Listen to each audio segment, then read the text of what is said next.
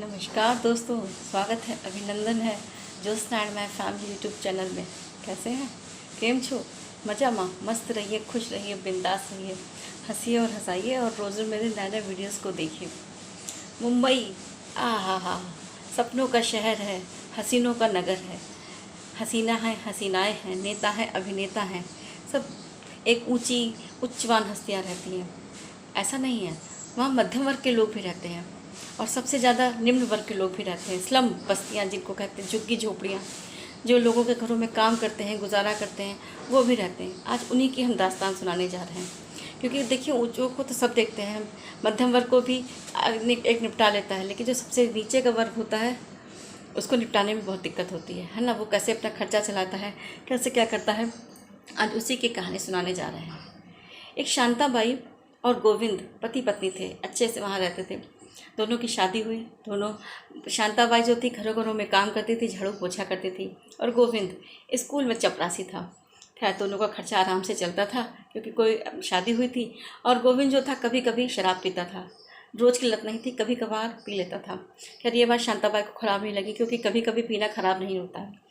लेकिन फिर क्या हुआ, समय बीतता चला गया, एक लड़की पैदा हुई, उसके बाद दूसरी लड़की पैदा हो गई। अब बच्चे भी बड़े हो रहे थे, खर्चे भी हो रहे थे। इधर गोविंद राम की संगति ऐसे लोगों में पड़ गई जिसने रोज़ शराब की आदत डाल दी। गोविंद रोज़ शराब पी के आता। इस बात से शांताबाई बहुत दुखी थी, बहुत परेशान थी, क्योंकि घर का खर्चा चलने में बहुत दिक्कत होने लगी। लड़कियाँ बड़ी हो गई। वो मुंबई जैसे शहर में रहना खाना आसान नहीं होता है, और ख़ासकर एक निम्न परिवार के लिए तो बहुत दिक्कत होती है। जब इतना सब कमाते हैं तब जाके कहीं रात में रोटी बन पाती है। इधर गोविंद राम की हरकतों से शांताबाई इतना परेशान रहने लगी कि रोज़ उसको मना कर दी। जब उसका नशा उतरता कि प्लीज़ शराब पीना छोड़ दीजिए, लड़कियां बड़ी हो रही हैं, नहीं मानता। अक्सर अपनी भी शांताबाई को मार देता, अपनी पत्नी को मार देता, कभी कभी लड़कियों पे भी हाथ उठा देता। ऐसा करते करते समय बीतने लगा है। मुंबई एक दिन क्या हुआ, आप तो जानते हैं, मुंबई की बारिश, हा, कहते हैं ना, पानी संयम में रहे तो जीवन है, और जब संयम से बाहर हो जाता है तो प्रलय बन जाता है। और आप जानते हैं मुंबई की बारिश, अरे बाप रे, जब होती है ना तो कितनी तेज़ बरसती रहती, थमने का नाम नहीं लेती। कितने हज़ारों लोग बेघर हो गए, हज़ारों मर गए, हज़ारों डूब गए, कुछ पता नहीं है ना। यही कहा जाता है, जिसकी आ गई वो तो मर जाता है। लेकिन कितने तो बेघर हो जाते हैं, कितनों के घर चले जाते हैं, उजड़ जाते हैं इसी पानी में ही। तो ऐसे ही क्या हुआ, मुंबई की बारिश होने लगी। एक दिन बरसी, क्योंकि बादल बहुत तेज़ थे, मानसून आने लगा। इधर लड़कियां भी स्कूल से आई तो बहुत भीगती हुई आई तो उन्हें जुकाम और खांसी हो गया।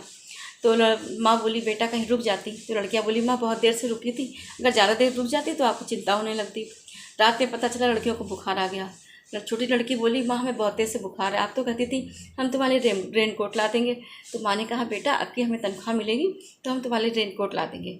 खैर रात में जो भी घर में दवा रखी थी लड़की को खिला दी, लेकिन लड़की का बुखार नहीं उतरा।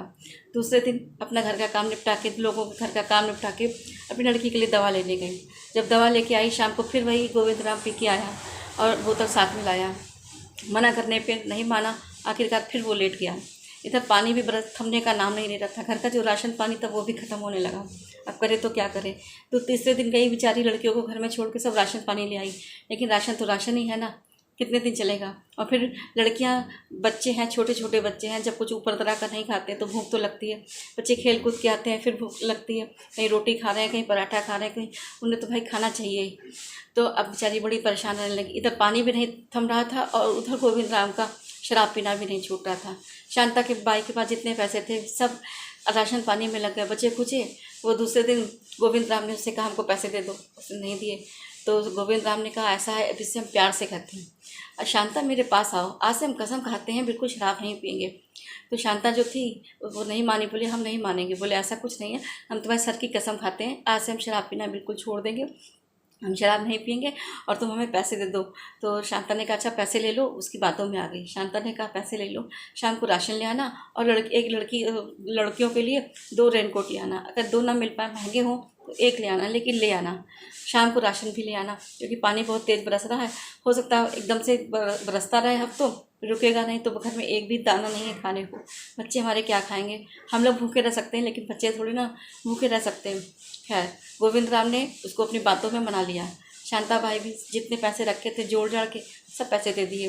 शाम को इंतज़ार कर रही थी कि हाँ ये आते होंगे तो साथ में रेनकोट भी ले आएंगे और घर का राशन पानी भी लाएंगे। वो कुछ नहीं लाया। शाम को रात में पानी बरस रहा था, भीगते भीगते आया और लड़खड़ा के ज़मीन में गिर पड़ा। शांता भाई समझ गई ये फिर से पी के आए हैं। साथ में एक बोतल लाया। खैर रात में जैसे तैसे जो भी खाना रखा था उसने बना लिया, अपनी लड़कियों को खिला दिया और खुद पानी पी के सो गई। गोविंद राम तो नशे में पड़ा था, वो तो सोता रहा। इधर पानी बहुत तेज़ बरसने लगा।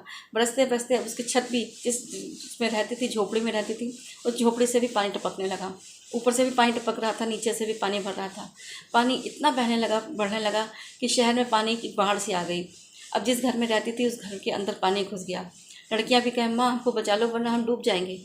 माँ भी बेचारी क्या करती, क्योंकि गोविंद राम को कई बार जगाया। गोविंद राम जगता, फिर शराब की एक घूंट पी लेता, फिर सो जाता। ऊपर से भी पानी टपक रहा था तो उसने कहीं पे बाल्टी लगा दी, कहीं पे भगोना लगा दिया, तो ऊपर का पानी जो थमने लगा, लेकिन जो बाहर बरस रहा था पानी वो घरों के अंदर भर गया। भरते भरते उसके बच्चों के घुटने तक आ गया। बच्चे चिल्लाने लगे माँ हमको बचा लो, हम तो मर जाएंगे। अब शांता भाई तो क्या करें। शांता भाई कहे सुनिए जी, उठिए जी, मान जाइए, मानिए तो देखिए लड़कियाँ हमारी डूब जाएंगी। इधर देखते देखते लड़कियों के पैर तक पानी आ गया। शांता भाई ने अपने कंधे पे दोनों लड़कियों को बैठा लिया, तब तक उसको जगाया गोविंद राम को, सुनिए जी जल्दी उठिए, देखिए बाढ़ अंदर घुस गई है, पानी जितना बरस रहा था वो घर के अंदर घुस गया था, हम लोग डूब जाएंगे, उठो तो जल्दी से। एकदम से गोविंद राम उठे और देखा अरे हमारी लड़कियां तो डूब रही हैं, हम खुद डूब रहे हैं। जिस चारपाई पर वो लेटा था वो चारपाई के बराबर पानी घर में घुस गया था। अब बेचारी क्या करे। खैर वो बाहर निकली, उसने अपनी लड़कियों को हिम्मत बंधाई, कहा बेटा तो परेशान मत होना, अभी हम आते हैं। बाहर निकली, देखा बहुत तेज़ से पानी भरा था, सड़कों पे पानी भरा, घरों घरों में पानी भरा। अचानक एक उसको टायर ट्यूब दिख गया। टायर ट्यूब की मदद से वो तैरती हुई पहुंची। बहुत दूर जब पहुंच गई, 1 किलोमीटर से आगे पहुंच गई, तब देखा कि राहत बचाव कार्य वाले लोग लगे थे। उन्होंने उससे मदद की गुहार मांगी कि भैया जी हमारी मदद कर दो, हमारी लड़कियां डूबी जा रही, हमारा पति डूबा जा रहा है, जल्दी से बचा लो। खैर बचाव कार्य वालों ने उसको अपने बोट में बैठा लिया। बोट में बैठा के उसके घर ले गए। इधर देखा लड़कियां जो बिल्कुल डूबी जा रही थी और उसका पति बिल्कुल डूबा जा रहा था, उन्होंने सबको बोट में बैठाला और कई लोगों को बोट में बैठाल के ले आए। इधर जब देखा बोट में बैठाल के जब ले आए और जो राहत बचाव शिविर कार्य जो होते हैं वहाँ पे उसको पहुँचा दिया। घर तो पूरा डूब गया था, घर में जो सामान रखा था वो भी सब डूब गया। इधर जो उसका गोविंद राम था, गोविंद राम ने का जब नशा उतरा तो उसने कहा शांता तुम परेशान नहीं हो, हम मर जाएंगे लेकिन अपनी लड़कियों को कुछ नहीं करने देंगे। आज से हम कसम खाते हैं कि अब हम शराब नहीं पिएंगे, शराब का नशा उतर गया। यही शायद पैसे बचे होते तो हम अपने बच्चियों के लिए राशन जोड़ लेते, उनके लिए हम रेनकोट ले आते या कुछ साधन हम ले आते। तुम परेशान ना हो। शांता तब भी नहीं मानी। बस इस समय हम शांता बोली इस समय बातें करने का समय नहीं है, इस समय जल्दी से हमारी लड़कियों को सही जगह पहुंचाओ। खैर लड़कियां 2-3 दिन से भूखी थीं, शांता भी भूखी थी। गोविंद राम के ऊपर तो कुछ असर ही नहीं था। खैर वहाँ जब गए बचाव कार्य में गए, चारों लोगों को जब खाना मिला, चारों लोगों ने पेट भर के खाना खाया।